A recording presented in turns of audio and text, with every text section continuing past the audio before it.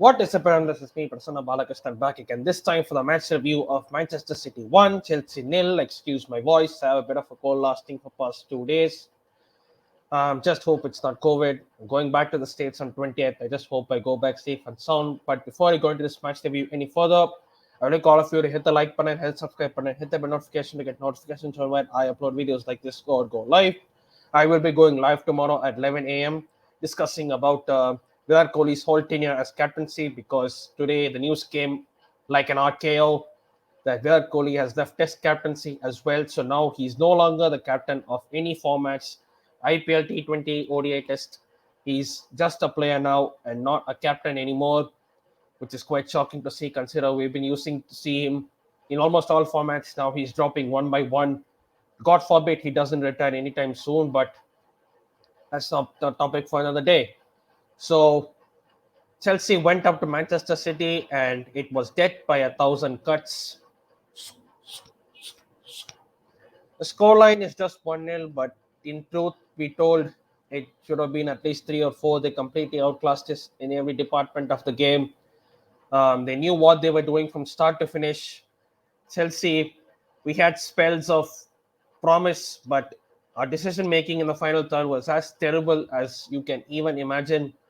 There were opportunities to put players through and get some passing momentum, but none of that happened. Man City had a game plan; they stuck to it, and they completely dominated us in the whole 90 minutes. First half, Chelsea had nil shots. I'll just repeat that. Chelsea had nil shots in the first half. Not we generally have some. I mean, we had nil shots in the first half in the first on target in the first half against Man City earlier when we met them at Stamford Bridge. But this was nil shots. We we were literally just defending, and trying to attack on the counter. It doesn't work almost every single time. Lukaku today was absolutely pointless, and I mean, he's just a big lump center forward, and I don't want to get on his back, but it's another game against the top sides in a big game where you need him, where he's absolutely ghosted.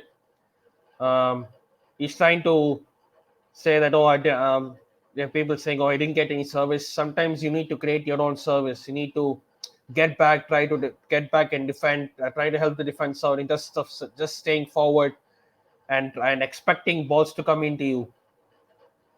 And this is how Chelsea lined up.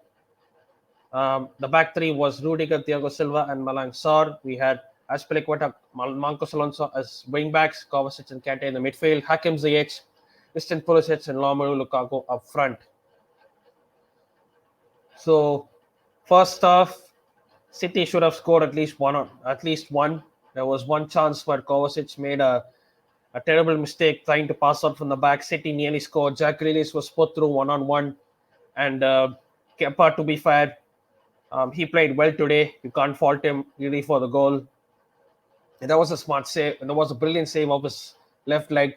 Otherwise, he would have been 1-0 down by halftime. And halftime, I was thinking, okay, we'll be dominated, but we're still in the game. I thought Tuchel would try and change up things, but we went in with the same team, and it only took City to score. There was a banger from Kevin De Bruyne for us to start playing football again. And we bought on Vernon and Hudson-Odoi, and to no effect. Hudson-Odoi, I mean, he had opportunities to cross in, but they were absolutely terrible. There was one free kick that didn't hit the first man, and there was one crossing opportunity which he hit straight out of goal kick. I mean, how many times is this guy going to be inconsistent? I don't want to sell him or something, but I genuinely think at this point he needs a loan move. Like so many others who have got loan moves, they have done well, and then they can come back into the Premier League. Because I don't think he's ready for Chelsea Football Club as of yet. He did show spells that, okay, he's coming back, he's doing well, he's doing this, he's doing that.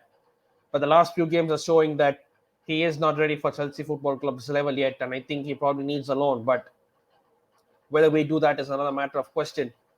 And even the way back situation, Chilwell is out for the season. Reece James might be out for the season as well. So we recalled back Kennedy. We could have recalled back Emerson.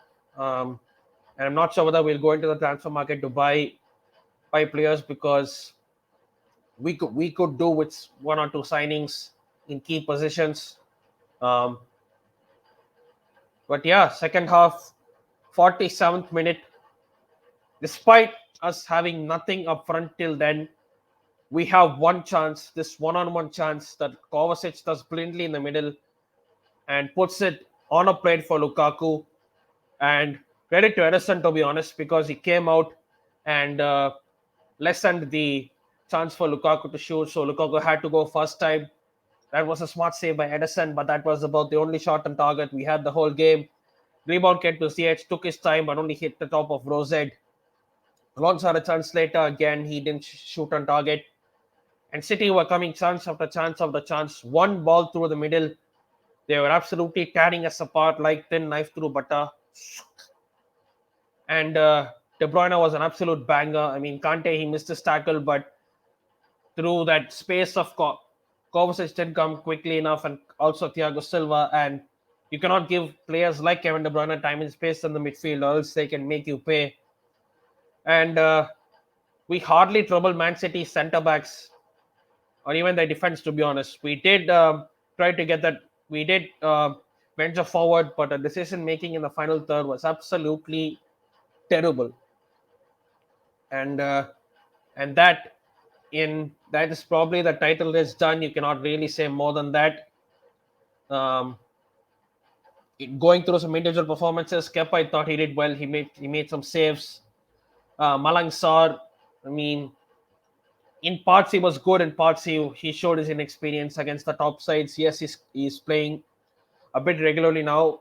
He is still a young lad, and I hope he can learn from this and go on and on.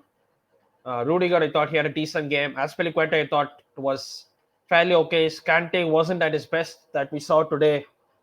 Yes, he had opportunities, but he couldn't, he didn't play his 100%. Man City did not allow us to play, to be honest. I mean, the way they were pressing, uh, whenever Chelsea had the ball, forcing us to make mistakes. You cannot have uh, more than 1 or 2 seconds on the ball, and because this is the Premier League, players will close you down, and you cannot afford to take more than even half a second or even 1 second on the ball. That's too much to ask in this level. Alonso was poor, Ziyech was poor, Pulisic tried, Lukaku dropped the stinker. Werner was caught offside as usual. Hudson Odoi was poor overall. And the substitutes he brought on, Mason Mount came on. He tried, to be honest. He got stuck in a bit. We missed Jorginho today, and we did miss Kai Havertz in the false nine. I think he would have done a better job than Lukaku, um, because he does play well through the press, and I think we have seen him do that better in the games we have won.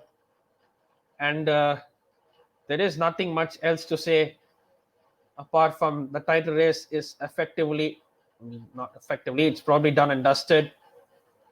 Uh, the table will give you a better picture. Now City are 13 points clear at the top of the table. Liverpool are 1 point behind us with 2 games to spare.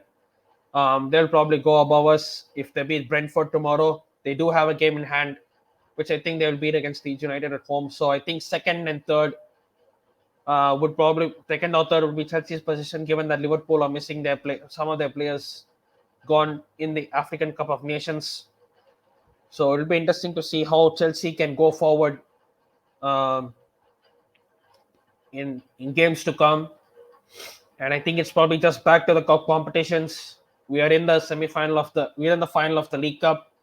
We have the Club World Cup to play in February, and FA Cup is there, and obviously we have the Champions League. And it's again frustrating not being in the title race. It's 5 years. It's actually like 5 plus. It's gonna be fifth year that we have not been in a league title race for long periods of time, let alone be in the league, let alone win the league. Because there were spells that we were going towards the title, but then the dread December comes and Jan Feb comes, and we kind of fall off and just settle for top four. And yeah, I think next season should probably be the season where we go full fledged for the title, because City are another monster. I think Liverpool and us are probably on the same level, because 1 to 11, I think both teams are equally good. But if injuries happen or absentees happen to other teams, both teams tend to struggle. So, in that note, probably it might take us good 1 or 2 years, and hopefully our players can stay fit so that we can genuinely challenge for a title. Else, I don't see any way of us getting close to Man City, let alone beating them. So this is about my match review for the game. If you're new to this channel, hit the like button and subscribe button. Hit the bell notification to get notifications whenever I upload videos like this or go live. I am closing on 300 subs. I'm just about 15 or 16 short.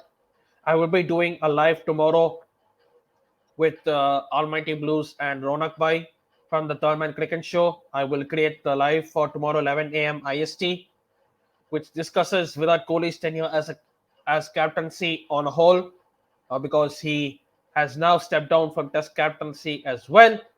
But until then, as I keep saying at the end of every single video, stay safe and wash them hands.